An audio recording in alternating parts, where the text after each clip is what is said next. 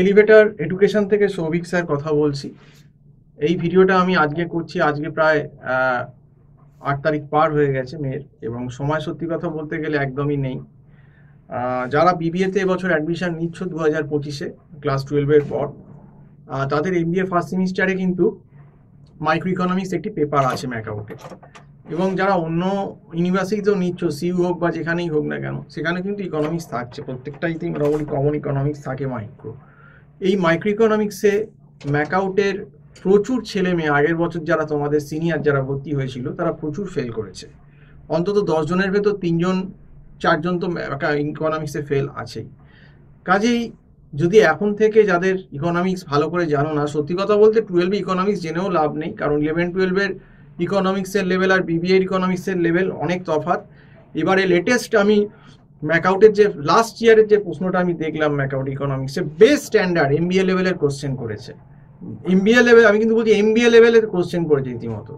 এবং বলতে গেলে এমবিএ তো এত শক্ত করেনি ফার্স্ট সেমে আগের বছর যতটা বিবিএতে করেছে।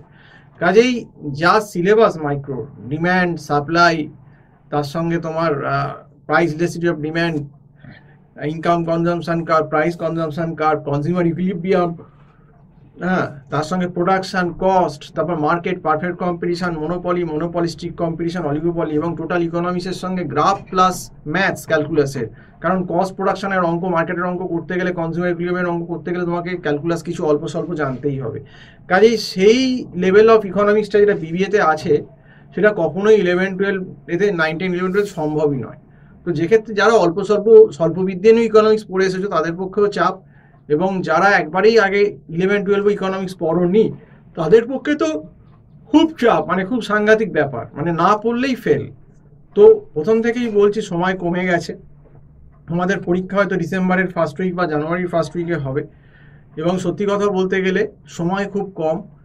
সিলেবাসের যা লোড, সিলেবাসটা তোমাকে বলেই দিলাম, এত বড় সিলেবাস যদি এখন থেকে অনলাইনে তোমরা কেউ আমাদের মতো যারা সিনিয়র ফ্যাকাল্টি আছে যারা একটু ধরে করিয়ে দেন, কারণ এই ইকোনমিক্সের টপিকগুলো কি হয় যে এক একটা জায়গায় এক একটা বইতে এক একটা ভালো থাকে, তো তোমাদের পক্ষে তো এত বই কেনা সম্ভব না, বোঝাও সম্ভব না, আর ওই বই পড়ে বোঝার মতো এত বড় সিলেবাস এখন সময়ও নেই।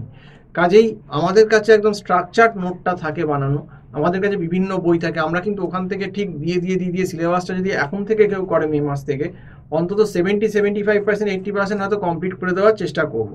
কিন্তু যারা কলেজ খোলার অপেক্ষা করবে, যে কলেজ ওই আগস্টে বা সেপ্টেম্বরে খুলবে তারপর আমি টিচার দেখবো অসুবিধে হলে, তাদের হয় কি ওই টিচার দেখতে দেখতেই দেখবে সেপ্টেম্বর চলে আসে, সেপ্টেম্বরের লাস্টে তো পুজো, দেখতে দেখতে পুজো, তারপর যখন ওই তোমার পুজো শেষ হয়ে গেলে, যখন লক্ষ্মী পুজো এসে গেল বা কালী পুজো ভাইফোঁটাও কেটে গেল, তখন দেখবে অক্টোবরের লাস্টের দিকে তখন থেকে চোখে অন্ধকার, আর তখন তো কিছু করার নেই, তখন আমরা কাউকে নিতেও পারবো না। সত্যি কথা বলতে আমরা নিলেও ওই হয়তো ম্যাক্সিমাম আমরা আগস্ট অব্দি লাস্ট নিতে পারি, এরপর আমরা আর কোনো স্টুডেন্টই নিই না।